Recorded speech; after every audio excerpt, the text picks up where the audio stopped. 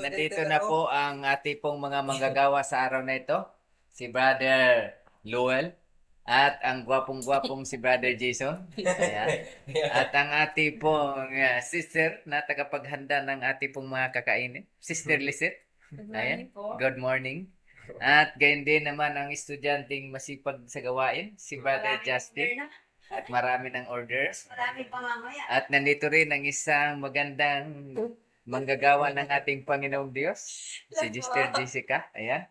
So, yan po ang mga iikot sa mga tao, sa mga bahay, upang dalhin ang pabalita ng ating pong Panginoong Diyos. So, salamat sa ating pong Panginoong Diyos.